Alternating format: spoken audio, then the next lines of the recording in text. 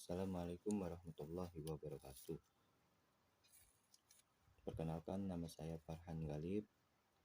Saya salah satu mahasiswa dari Universitas Islam Syekh Yusuf, Fakultas Agama Islam, akan menjawab soal UTS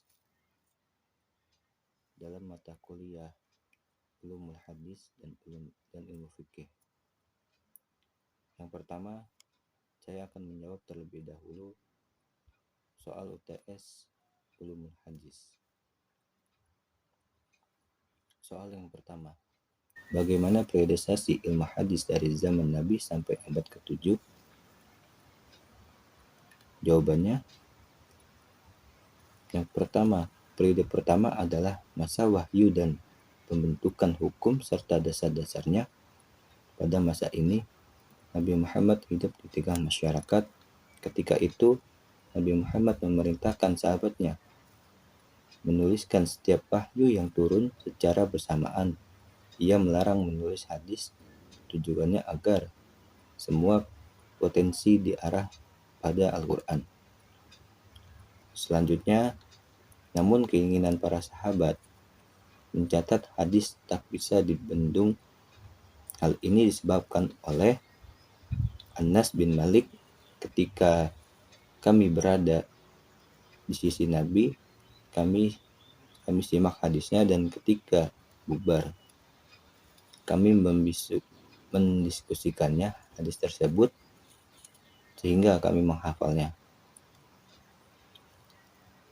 Kala itu hadis diterima para sahabat ada yang secara langsung, yaitu melalui majelis pengajian, serta karena respons terhadap perilaku umat yang membutuhkan penjelasan. Ada juga hadis yang diterima secara langsung. Biasanya hal itu diakibatkan oleh beberapa hal seperti kesibukan yang dialami sahabat, tempat tinggal sahabat yang jauh, atau perasaan malu untuk bertanya langsung kepada Nabi Muhammad SAW. Contoh hal ini adalah hadis yang diriwayatkan Bukhari dan Muslim dari Aisyah. Hadis itu berisi tentang jawaban pertanyaan seorang perempuan mengenai bagaimana membersihkan diri dari haid. Lalu di periode kedua ini dikenal pula sebagai periode membatasi hadis dan menyediakan riwayat, yaitu pada masa 4 Khalifah Abu Bakar Asy-Siddiq, Umar bin Khattab, Utsman bin Affan, Ali bin Abi Thalib. Permasalahan yang sangat menarik perhatian di masa itu adalah soal ketatanegaraan dan kepemimpinan umat. Dua soal selain penyebaran Islam, situasi politik dan perpecahan berimbas pada penyebaran hadis, maka itu Abu Bakar dan Umar mengingatkan kepada umat Islam untuk mencermati hadis yang mereka terima. Selanjutnya, periode ketiga. Di periode 3 ini disebut juga penyebaran riwayat ke kota-kota yang berlangsung pada era sahabat kecil dan tabi'in besar. Ini terkait dengan penaklukan tentara Islam terhadap Suriah, Irak, Mesir, Persia, Samarkand, serta Spanyol yang menyebabkan mereka menyebar karena Islam baru itu untuk mengajarkan Islam. Pada perkembangan selanjutnya, seorang sahabat yang mendengar sebuah riwayat yang belum pernah didengarnya akan berkunjung ke wilayah seseorang sahabat yang disebut meriwayatkan hadis itu. Dalam riwayat Bukhari, Ahmad dan At-Tabari serta Al-Bukhari, Al-Baihaqi serta Al-Baihaqi disebutkan Jabir pernah pergi ke Suriah dengan maksud seperti di atas. Selanjutnya periode keempat dinamakan periode penulisan dan kodifikasi secara resmi yang berlangsung dari masa Khalifah Umar bin Abdul Aziz. Semuanya bermula dari keperhatian Khalifah karena semakin berkurangnya menghafal hadis karena meninggal dunia. Dia mengirimkan surat kepada gubernur-gubernurnya untuk menuliskan yang berasal dari menghafal dan ulama di tempatnya masing-masing. Kebijakan ini tercatat sebagai kodifikasi pertama hadis secara resmi, dan Abu Bakar Muhammad bin Syihab Az-Zuhri merupakan ulama besar pertama yang membukukan hadis. Selanjutnya periode kelima. Periode kelima adalah pemurnian, penyehatan, dan penyempurnaan. Hal ini terhubung dengan upaya membedakan antara hadis dan fakta para sahabat serta adanya fenomena pemalsuan hadis. Selanjutnya periode ke-6 dinamakan pemeliharaan, penerbitan, penambahan, dan penghimpunan. Para ulama hadis masa ini berlomba menghafal sebanyak-banyaknya hadis yang sudah dikodifikasi, sehingga kemudian munculnya bermacam-macam gelar keahlian dalam ilmu hadis, seperti Al-Hakim dan Al-Hafiz.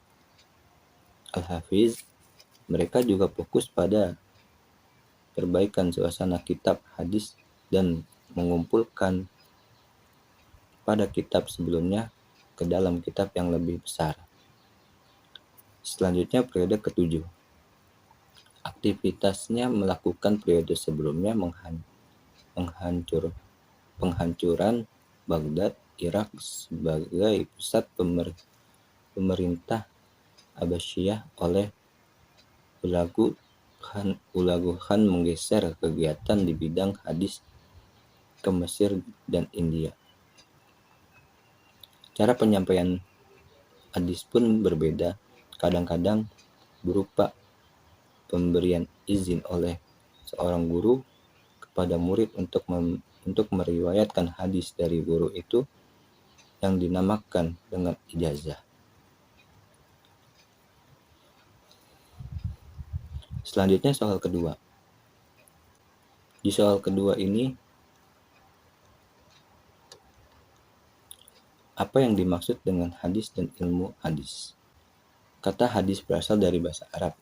Hadis yang artinya al-jadid atau yang baru, lawan dari al-qadim yang lama, dan al-khobar yang berarti kabar atau berita. Secara terminologis, hadis dirumuskan dalam pengertian yang berbeda-beda. Hadis adalah segala sesuatu yang diberitakan dari Nabi Muhammad SAW, baik berupa sabda, perbuatan, takrir, sifat-sifat, dan hal ihwah Nabi. Merupakan beberapa ulama mendefinisikan. Yang pertama, menurut ulama usul fikih mendefinisikan hadis adalah segala sesuatu yang disebarkan kepada Nabi Muhammad SAW selain Al-Quran Karim, baik berupa perkataan, perbuatan, maupun takrir Nabi yang bersangkut paut dengan hukum syara. Yang kedua, menurut ulama fikih mendefinisikan hadis adalah sebagai sesuatu yang ditetapkan Nabi Shallallahu Alaihi Wasallam yang tidak bersangkut paut dengan masalah-masalah fardu atau wajib. Selanjutnya, kalangan ulama ada yang menyatakan bahwa apa yang dikatakan hadis itu bukan hanya yang berasal dari Nabi Muhammad SAW, namun yang berasal dari sahabat dan tabi'in juga disebut hadis. Dengan demikian melahirkan kedua macam pengertian hadis, yakni pengertian terbatas dan pengertian yang luas. Selanjutnya, ilmu hadis adalah tentang hadis. Ali bin Muhammad Al-Jurjani mendefinisikan ilmu hadis adalah keyakinan pasti yang sesuai dengan pernyataan atau pengetahuan sesuai yang dikehendakinya menurut Kamus Besar Bahasa Indonesia. Ilmu adalah kepandaian tertentu atau pengetahuan tentang sesuatu bidang. Ilmu juga diartikan sebagai kumpulan pengetahuan yang tersusun secara sistematis dan sistemik dalam bidang atau disiplin tertentu, serta memiliki objek kajian yang jelas. Selanjutnya, soal nomor 3. Apa saja bahasan yang dibahas di ilmu hadis? Hadis dapat diartikan sebagai perkataan aqwal, perbuatan af'al, pernyataan takrir dan sifat keadaan, himmah dan lain-lainnya yang diidhofahkan kepada Nabi Muhammad SAW. Salah satu ruang lingkup atau objek pembahasan hadis adalah al-ihwal hadis dalam kriteria qauliyah, fi'liyah, takriyah, dan kauniyah dan hamiyah Nabi itu sendiri. Selanjutnya, soal yang keempat. Apa yang dimaksud dengan hadis ruqyah dan hadis riwayah? Hadis riwayah, para ulama hadis memberikan pengertian yang beragam terhadap hadis riwayah, tetapi mereka mempunyai maksud yang sama.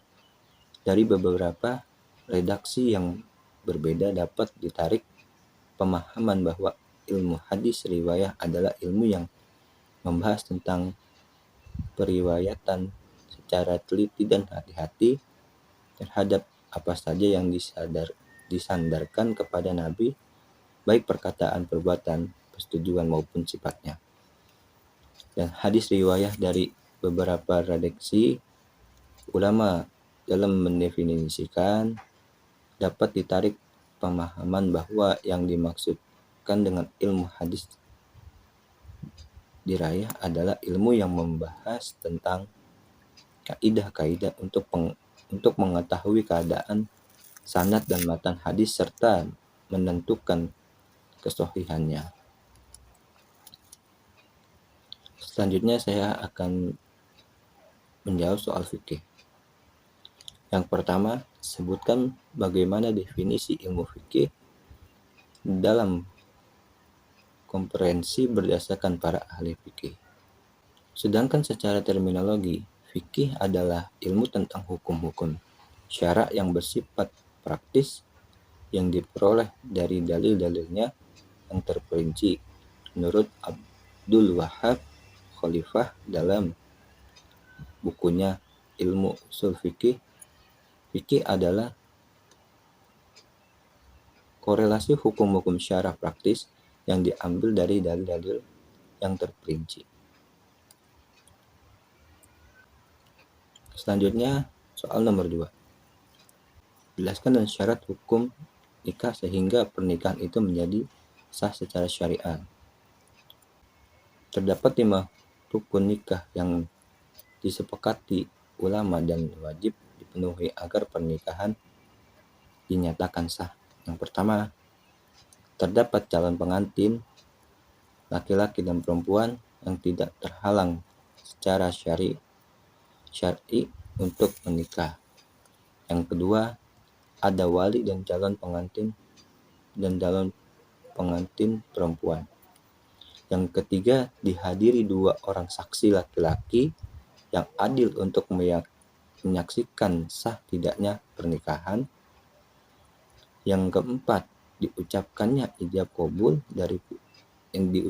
ijab dari pihak wali pengantin perempuan atau yang mewakili.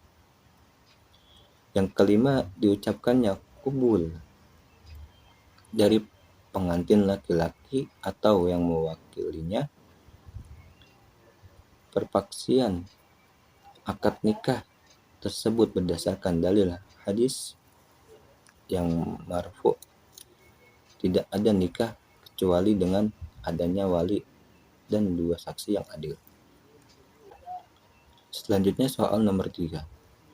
Syarat nikah yang menjadi rukun di dalam mazhab Imam Syafi'i. Dalam mazhab Imam Syafi'i, mayoritas muslim Indonesia, rukun pernikahan terdiri dari 5, yaitu mempelai lelaki, mempelai wanita, wali, 2 orang saksi, dan ijab kabul. Selanjutnya soal nomor 4. Bacakan beberapa ayat yang berkaitan dengan nikah. A'udzubillahi minasyaitonirrajim. Banina wa hafadatan warazaqakum min thayyibati afabil batili yu'minuna wa ni'matillahi hum yakfurun.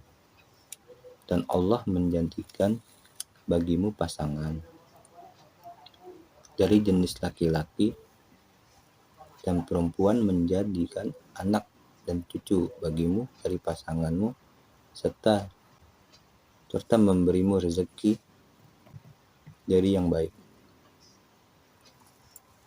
Sekian dari saya, mohon maaf ada kekurangan maupun dari perkataan, mohon dimaafkan. Assalamualaikum warahmatullahi wabarakatuh.